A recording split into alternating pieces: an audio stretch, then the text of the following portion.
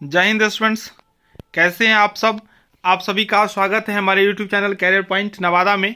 अब आप लोगों का जो एग्ज़ाम होने वाला है वो बहुत जल्द, ठीक है, बहुत जल्द मतलब बहुत जल्द समझ लीजिए, क्योंकि ऊपर से भी आप लोग देख रहे होंगे बहुत ज़्यादा प्रेशर है और इस प्रेशर की वजह से सब कुछ अब ऑन टाइम होने लगा है। आपको सिलेबस हम डिटेल्स में बताए थे, आगे हम कुछ वीडियो अपलोड नहीं कर पाए टाइम के वजह से, टाइम थोड़ा प्रॉब्लम किया है, ठीक है। फिर भी आप लोगों का लगातार कॉल मैसेज आ रहा था जो सर वीडियो अपलोड कीजिए, वीडियो अपलोड कीजिए, क्लास स्टार्ट कीजिए। तो हम क्लास स्टार्ट आज से कर रहे हैं, लगातार वीडियो अपलोड होगा। अगर आप लोगों ने चाहा, आप लोगों को अच्छा लगेगा तो निश्चित रूप से हम लाइव क्लास भी कर देंगे, लेकिन इसके लिए आप लोग वीडियो को शेयर कीजिए और कमेंट में बताइए जो कैसा लगता है और आपको ज़रूरत है, तो हम आगे कंटिन्यू कर देंगे, ठीक है। आप लोगों को पता ही होगा सिलेबस में आपको कॉस्ट एंड मैनेजमेंट अकाउंटिंग जो प्रैक्टिकल है, फिर आता है टैक्सेशन थ्योरी एंड प्रैक्टिसेस, ये भी प्रैक्टिकल है। थ्योरी तो रहता ही है, जहाँ प्रैक्टिकल होगा तो उससे पहले थ्योरी होता ही है, ठीक है। तो बहुत सारे स्टूडेंट्स प्रैक्टिकल पे फोकस करते हैं, बहुत सारे स्टूडेंट्स थ्योरी पे, कुछ दोनों पे। तो मैं दोनों करवाऊंगा, ठीक है, प्रैक्टिकल और थ्योरी दोनों। टैक्स और कॉस्ट में कोशिश करूंगा टैक्स और कॉस्ट आपका खत्म हो जाए, बाद बाकी बचा ऑडिटिंग और ये एफएम, तो वो थ्योरी है। मैं वीडियो लगातार अगर अपलोड करता जाऊंगा पहले से तो खत्म हो ही जाएगा। तो चलिए आज हम इस वीडियो में बात करने वाले हैं टैक्सेशन के बारे में, ठीक है। तो हम लोग जानते हैं जो सरकार के द्वारा बहुत सारे काम फ्री में किए जाते हैं, ठीक है। अगर आप ध्यान से देखेंगे, जैसे सड़क हुआ, बिजली हुआ। अब बोलेंगे बिजली तो पैसा देकर हम खरीदते हैं, हाँ आप पैसा देते हैं, लेकिन आप पैसा जो देते हैं बहुत कम दाम देते हैं। जो बिजली का एक्चुअल दाम होना चाहिए वो दाम आप नहीं देते, कम दाम पे मिलता है आपको। गैस खरीदते हैं तो उसमें आपको सब्सिडी मिल जाता है, ठीक है। आपको पढ़ाया जाता है फ्री में। देखिए हॉस्पिटल बहुत सारे सरकारी हैं, तो बहुत सारे सुविधाएं सरकार के द्वारा फ्री में दिया जाता है। तो कभी हमने ये सोचा है जो ये सरकार जो इतना सुविधाएं हमको दे रही है तो कहाँ से, उनका इनकम क्या है, क्या वो मनचाहा नोट छाप सकती है? तो बिल्कुल नहीं, ऐसा नहीं है जो सरकार मनचाहा नोट छाप सकती है।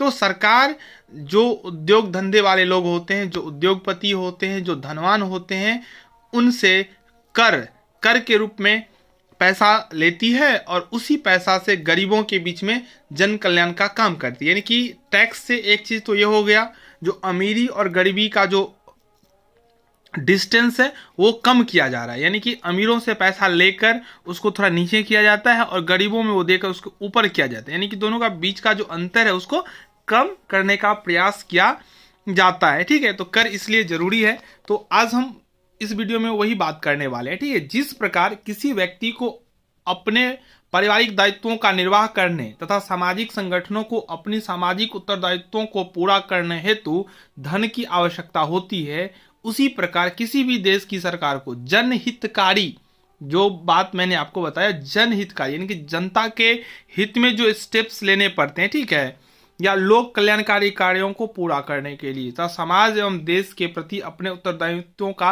निर्वाह करने के लिए किसकी जरूरत होती है? धन की। धन के बिना तो आप कुछ नहीं कर सकते, ठीक है ना। और धन की इस आवश्यकता की पूर्ति के लिए सरकार द्वारा जनता पर विभिन्न प्रकार के क्या लगाए जाते हैं? कर लगाए जाते हैं, टैक्स लगाए जाते हैं। वो टैक्स वसूल कर जनहितकारी अर्थात लोक कल्याणकारी काम करते हैं। तो टैक्स क्यों लिया जाता है ये आपको समझ में आ गया होगा।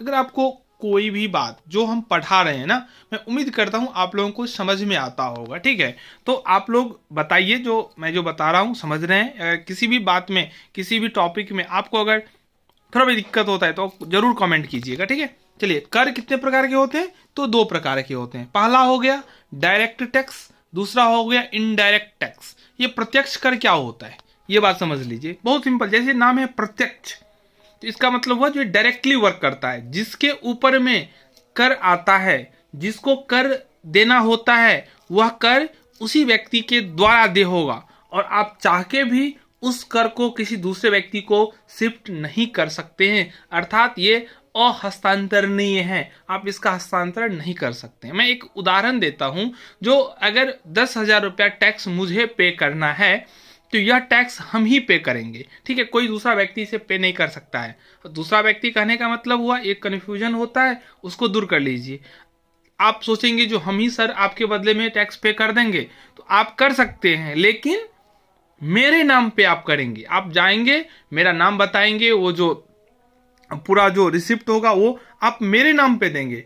आप अपने नाम पे वो 10,000 नहीं दे सकते हैं, यानी कि हम आपको ये दे नहीं सकते हैं। ये भार, ये जो टैक्स लायबिलिटी मेरे ऊपर में आएगा, इसका भुगतान हम ही करेंगे या मेरे द्वारा मेरा कोई प्रतिनिधि मेरे नाम पे करेगा, ठीक है ना। तो प्रत्यक्ष कर अब समझ में आ गया होगा, अब लगता नहीं है दिक्कत होना चाहिए। दूसरा है इनडायरेक्ट टैक्स, ये अप्रत्यक्ष कर है, इसको हम हस्तांतरित कर सकते हैं, एक व्यक्ति से दूसरे व्यक्ति की तरफ हम ट्रांसफर कर सकते हैं। अब सपोज कीजिए, जो यह कैसे होता है, जैसे आप समझ लीजिए एक पेन आपने खरीदा, आपने पेन खरीदा 100 रुपया का, ठीक है। तो आपने ये पेन 100 में खरीदा, उस पर आपने टैक्स पे किया, ठीक है। आप कलम लेकर आ रहे हैं, रास्ते में मैं आपको मिला, मैंने बोला अरे कलम कहाँ से लिया, बहुत अच्छा कलम है, तो सर आप ले लीजिए कलम।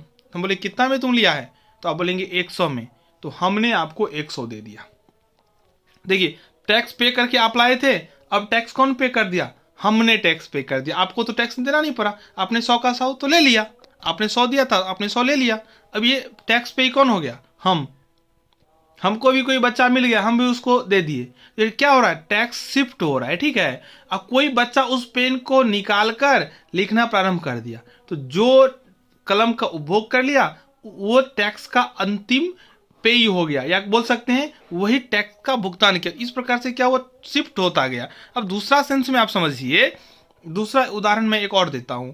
कोई जो फैक्ट्री वाले होते हैं, जहां पे वो मैन्युफैक्चर होता है, वो टैक्स प्रॉफिट सब लेकर थोक विक्रेता को दे दिया, थोक विक्रेता से खुदरा विक्रेता लिया, खुदरा विक्रेता से कोई ग्राहक ले लिया, तो ओवरऑल जो है लास्ट में टैक्स किसने पे किया, कस्टमर ने, ठीक है। तो ये जो उपभोग करता है ना, वही टैक्स पे करता है, तो शिफ्ट होता गया। तो इस प्रकार के कर को अप्रत्यक्ष कर कहते हैं इनडायरेक्ट टैक्स, और यह सबके द्वारा भुगतान किया जाता है, ठीक है। चलिए अब यहाँ पे परिभाषा देख लेते हैं। प्रत्यक्ष कर ऐसा कर है जो विधिगत रूप से जिस पर लगाए जाते हैं उसे ही इसका भुगतान करना पड़ता है, आयकर इसी में आता है, ठीक है। चलिए अप्रत्यक्ष कर, अब तो बचा नहीं, समझने के लिए आप तो समझ ही गए होंगे। अप्रत्यक्ष कर ऐसा कर है जो एक व्यक्ति पर लगाए जाते हैं, जबकि ये पूर्णतः या आंशिक रूप से दूसरे व्यक्ति द्वारा दिए जाते हैं, जैसे बिक्री कर, सीमा शुल्क। अब इसका सबसे बड़ा और ये goods and service tax GST हो गया, ठीक है, और प्रत्यक्ष कर है। अब हम लोग देखते हैं इनकम टैक्स, आयकर क्या होता है। लेकिन दो ही शब्द है, आय और कर। आय का मतलब क्या होता है, आमदनी, और कर का मतलब होता है, कर का मतलब क्या होता है, वो है अमाउंट जो हमको सरकार को देना होता है। तो इनकम पर लगता है कर, ठीक है। अगर आपका इनकम नहीं है तो आपको टैक्स देना नहीं होगा, ठीक है। आयकर दो शब्दों के योग से बना है, आय एवं कर, अर्थात आय पर लगने वाला कर। आयकर एक प्रत्यक्ष वार्षिक कर है जो किसी व्यक्ति द्वारा गत वर्ष का मतलब यहाँ पे होता है प्रीवियस ईयर। अगर हम अभी बात करें इस ईयर का बात अगर करें, अभी जो चल रहा है वो 23-24 चल रहा है, ठीक है। तो आपका जो इनकम हुआ होगा 22-23 में, वो 22-23 के इनकम पे 23-24 में टैक्स लगेगा, और 23-24 में जो आपका इनकम है वो 24-25 में टैक्स लगेगा। तो 24-25 के लिए गत वर्ष हो गया 23-24, 23-24 के लिए गत वर्ष हो गया 22-23, ठीक है। गत वर्ष आप समझ गए होंगे, ठीक है। चलिए, चालू कर निर्धारण यानी करंट असेसमेंट ईयर में निर्धारित कर दरों से गणना कर केंद्रीय सरकार द्वारा वसूल किया जाता है। यानी कि आयकर कौन वसूलता है,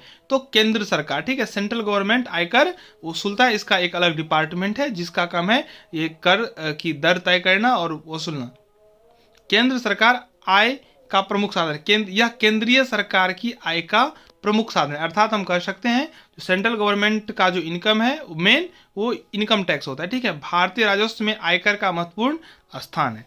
चलिए, इनकम टैक्स डिपार्टमेंट है जो सारे काम को संपादित करती है। देखिए, एक करदाता की कर योग्य आय, उस पर कर की गणना करना एवं उस कर की राशि को वसूल करने का कार्य एक पृथक विभाग यानी कि अलग विभाग द्वारा किया जाता है, जिसे हम लोग आयकर विभाग कहते हैं। आयकर विभाग वह डिपार्टमेंट होता है जो कर योग्य आय का गणना करता है और वो राशि वसूलता भी है। और इस पर किसका कंट्रोल होता है? तो केंद्रीय बोर्ड का नियंत्रण होता है। ठीक है, चलिए अब हम लोग बढ़ते हैं आयकर की विशेषताएं। तो आयकर एक प्रत्यक्ष कर है। ठीक है, प्रत्यक्ष कर आप लोग जानते ही हैं। आगे है या केंद्रीय कर है। केंद्रीय कर इसलिए क्योंकि केंद्र सरकार के द्वारा वसूला जाता है।